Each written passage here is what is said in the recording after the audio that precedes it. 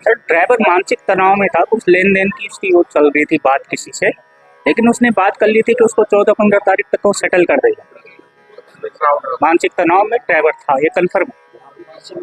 ये युवक ड्राइवर साहब के बगल में बैठा था और इससे पहले भी एक और वीडियो हमारे सामने आई थी, इसी बाइक की थी या किसी दूसरे बाइक की थी, लेकिन वो भी ड्राइवर के बगल में बैठा था। उसने कहा था कि ड्राइवर साहब ने कूदने की कोशिश नहीं करी, बल्कि उन्होंने अंतिम समय तक अंतिम प्रयास किया हादसा रोकने का, और वो लास्ट मोमेंट तक स्टीयरिंग को पकड़े रहे। और अभी ये भाई कह रहा है कि ड्राइवर साहब किसी टेंशन में थे, मानसिक तनाव में थे।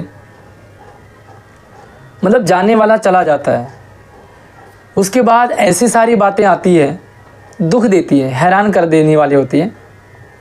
मैं इस भाई से पूछना चाहता हूँ या किसी से भी आप लोगों से पूछना चाहता हूँ कि क्या कोई ऐसा घर है जहाँ टेंशन ना हो?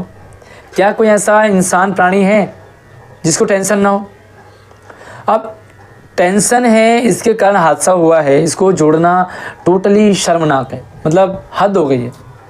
जो चला गया उसके पीछे इस तरह की बातें करना बेहद निंदनीय है और मैं इसका घोर विरोध करता हूँ। ऐसा नहीं करना चाहिए।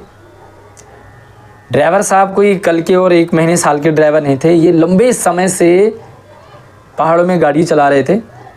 क्या कभी टेंशन नहीं होती है? क्या आपको नहीं होती? हमको नहीं होती, सभी को टेंशन होती है। लेकिन इस बात को वहाँ जोड़ना कि मानसिक रूप से वो तनाव में थे, इसलिए बस हादसा हुआ, ये गलत है और इस बात को नहीं कहना चाहिए।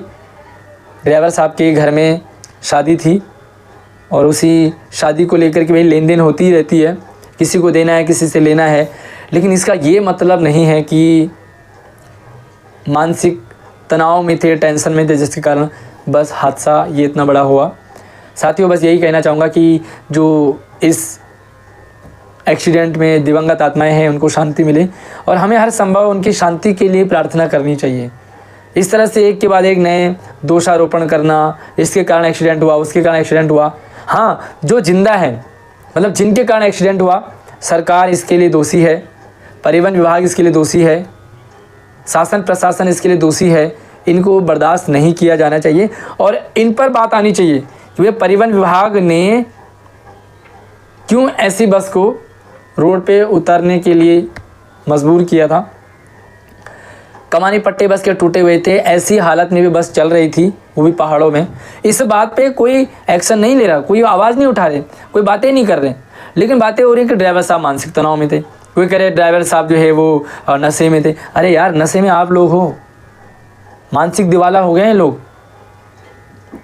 कहते ना हमारे एक पहाड़ों में है कि तो तिमला का तिमला बिखते, और मतलब आदमी की जान भी चली गई और उसके बाद उसके ऊपर ऐसी मतलब वाहियात बातें हो रही हैं। शर्म करो। आप लोगों से निवेदन है कि जो घायल हैं उनके स्वास्थ्य लाभ की कामना करें, प्रार्थना करें। जो दिवंगत हो चुके हैं इन पुण्यात्माओं की शांति के लिए प्रार्थना करें। इनके घरों में सहयोग करें, जो भी सहयोग जिससे भी बन सकता है, आसपास पड़ोस में जो भी हैं वो सहयोग करें, ना कि इस तरह की आपत्तिजनक बातें होनी चाहिए।